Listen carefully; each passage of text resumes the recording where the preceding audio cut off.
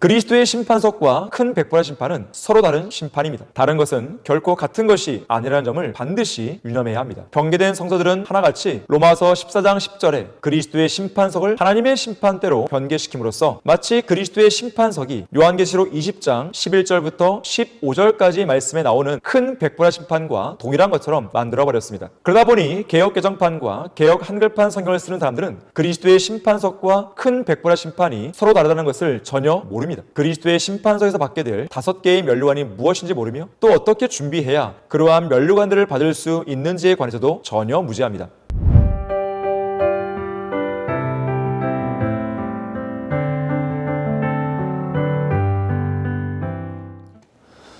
안녕하십니까? 성경침례교회 박승용 목사입니다.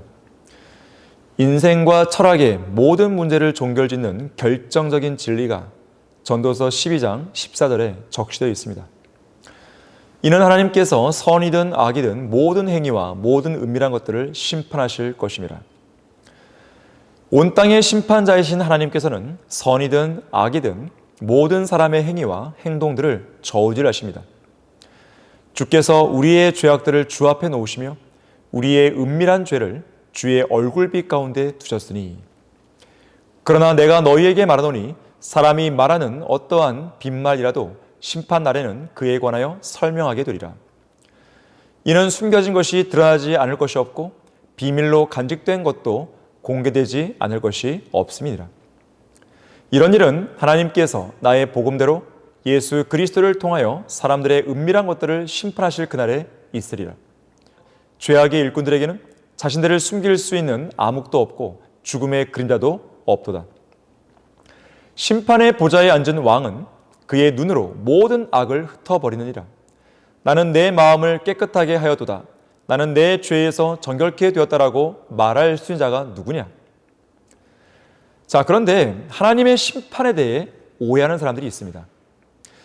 우선 주님의 심판에 대해 제멋대로 꾸며대기를 좋아하는 사람들은 거대한 양팔 저울, 한쪽에 자신이 쌓은 선행을 그 반대쪽에는 자신이 저지른 악행을 올려놓은 다음 저울이 악행 쪽으로 기울면 지옥으로 가고 선행 쪽으로 기울면 하늘나라로 가며 양쪽이 평형을 이루면 연옥에 가서 대기해야 한다고 자기 마음대로 생각해버립니다. 하지만 하나님의 저울에서는 한쪽 접시 위에 선행이든 악행이든 그것을 행한 그 사람 자신이 올라가야 될 것이고 반대쪽 접시 위에는 주 예수 그리스도께서 앉아 계실 것입니다. 말하자면 하나님의 저울에서 무게를 달아보는 데 사용되는 공평하고 정직한 저울추는 예수 그리스도십니다. 따라서 저울추이신 예수 그리스도와 무게 평형을 이루기 위해서는 반대쪽에 올라가 저울질되고 있는 그 사람 안에 반드시 구주이신 예수 그리스도께서 계셔야 합니다. 믿음을 통해 마음속에 구주를 영접함으로써 예수 그리스도께서 그 사람 안에 계셔야 공평한 저울에 온전한 평형을 이룰 수 있는 것입니다. 한편 그리스도의 심판석과 하나님의 백보라 심판을 같은 것이라고 오해하는 사람들이 있습니다. 그래서 이들은 구원받은 그리스도인들과 구원받지 않은 죄인들이 모두 같은 날 부활해서 같은 날 심판받는 것으로 생각합니다. 진리의 말씀을 올바로 나누어 공부하지 않는 후천년 주자들과 무천년 주자들이 바로 그런 자들인데 이들은 로마 가톨릭의 거짓 교리들 대부분을 신학적으로 체계화시킨 어거스틴과 보편적인 심판을 가르친 존 칼빈과 교황들의 후예들입니다. 특히 이러한 오류와 오해가 양산된 데에는 변개된 성서들이 크게 한몫했습니다. 성경에는 그리스도의 심판석이라는 용어가 2번 나옵니다. 이는 우리 모두가 반드시 그리스도의 심판석 앞에 나아가서 선이든지 악이든지 각자 자기가 행한 것에 따라 자기 몸으로 행한 것들을 받을 것이기 때문이라. 그런데 너는 어찌하여 내 형제를 판단하느냐? 어찌하여 내 형제를 없이 여기느냐? 우리가 모두 그리스도의 심판석 앞에 서리라. 이는 기록된 바 주가 말하노라. 내가 살아있으니 모든 무릎이 내게 꿇을 것이요 모든 혀가 하나님께 자백하리라고 하였습니다. 그러므로 우리 각 사람이 하나님께 자신에 관해 설명하리라.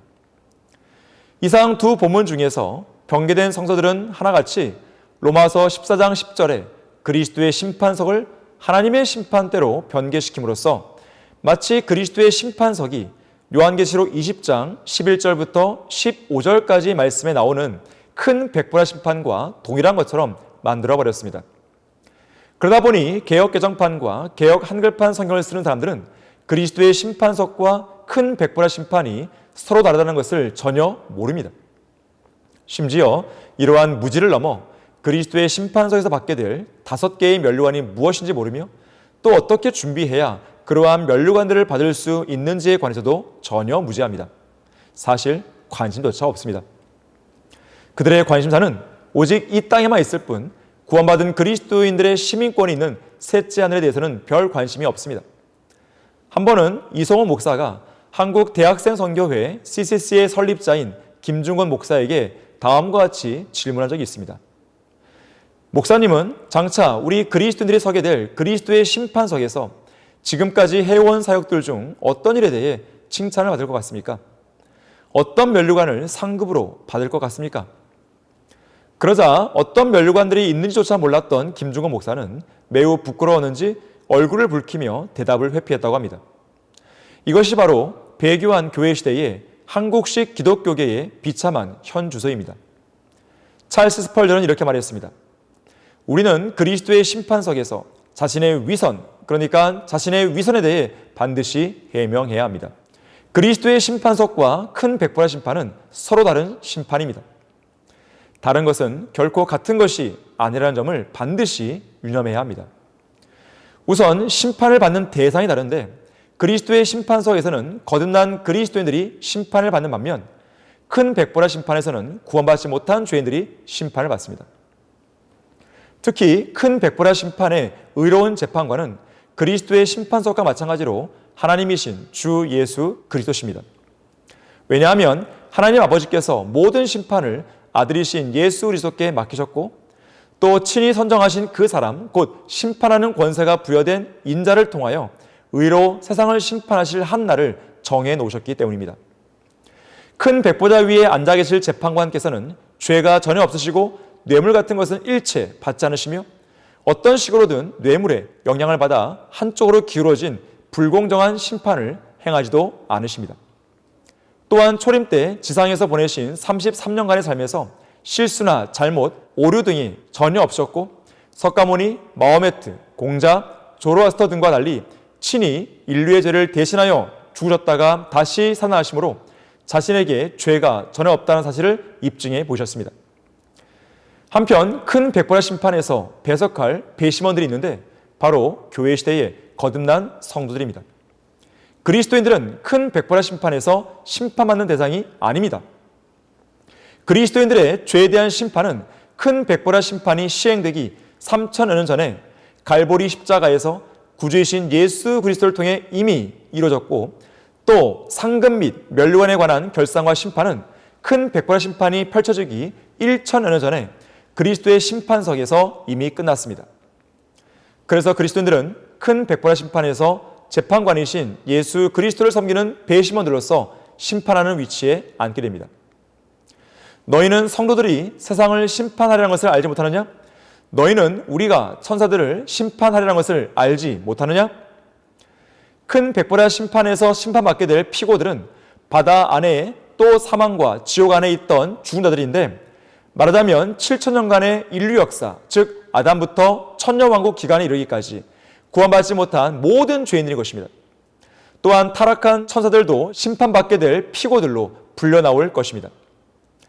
이렇듯 그리스도의 심판석과 큰 백보라 심판 사이에는 심판을 받는 시기도 확연하게 구분되는데 전자는 교회가 휴거된 이후 곧 천년왕국이 임하기 전에 있을 심판이고 후자는 현재 있는 하늘과 땅이 모두 불타 없어진 이후 즉 천년왕국이 끝날 무렵에 시행될 심판입니다. 심판을 받는 장소도 차이가 있는데 전자는 셋째 하늘에서 후자는 텅 빈 허공의 큰 백보라 앞에서 이루어집니다. 심판의 근거는 두 심판 모두 동일하게 각기 자기 몸으로 행한 행위들이지만 그리스도의 심판서에서는 예수 그리스도를 위해 행한 행위들에 따라 보상과 면류관들이 주어지는 반면 큰 백보라 심판에서는 죄인들이 자기들의 행위에 따라 그 책들에 기록된 대로 심판을 받고 생명의 책에 기록되지 않은 자는 불못에 던져지게 됩니다. 다시 말해 그리스도의 심판석은 큰 백보라 심판과 달리 구원의 여부를 결정하는 심판이 아닌 것입니다. 그리스도의 심판석을 하나님의 심판대로 변개시킨 것과 관련하여 한 가지 더 주목할 부분이 있는데, 그런 죄를 자행한 변개된 성도들이 예수 그리스도의 신성을 제거했다는 사실입니다. 왜냐하면 로마서 14장 10절부터 12절까지의 문맥에서 재판관이신 그리스도께서는 주이심과 동시에 하나님이시기 때문입니다. 변개된 성도들에서는 그리스도가 하나님으로 변개되어 있으므로 예수 그리스도의 신성이 가려질 수밖에 없습니다.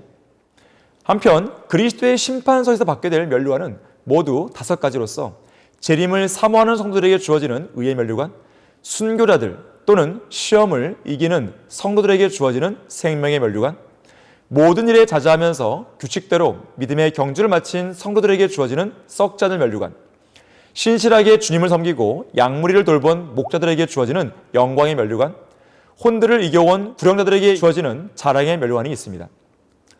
거듭난 그리스도인들은 구원받은 이후부터 그리스도의 심판서에 설 때까지 각기 자기 몸으로 행해왔고 지금도 행하고 있으며 또 앞으로 행하게 될 모든 일들이 실시간으로 하나님의 저울에 의해 측정되고 있다는 점을 유념해야 합니다.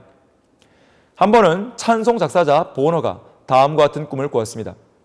꿈속에서 한 천사가 보너에게 저울 위에 올라서라고 말했습니다. 자세히 보니 그것은 사람들의 열심을 측정하는 저울이었습니다. 보너가 떨리는 마음으로 저울에 올라서자 100kg이라는 음성이 들렸습니다. 다행이다. 그래도 나의 열심이 100kg이나 되었구나 하면서 보너는 매우 기뻐했습니다. 그러자 그 다음에는 100kg에 관한 성분 분석이 나왔습니다. 이기심 때문에 나타난 열심이 14kg, 분파를 만들어 시기와 경쟁심 속에서 드러낸 열심이 15kg, 명예를 얻어 높아지려는 욕망이 빚어낸 열심이 22kg, 사람들에게 호감을 사고 잘 보이고 싶어서 보인 열심이 23kg, 마지막으로 하나님을 향한 사랑에서 비롯된 순수한 열심은 고작 26kg.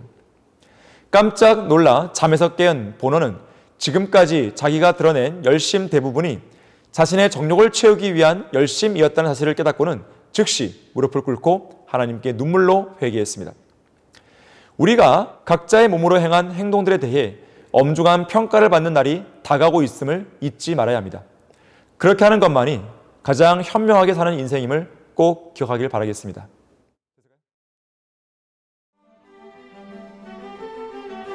그리스도인은 한글 킹제임스 성경을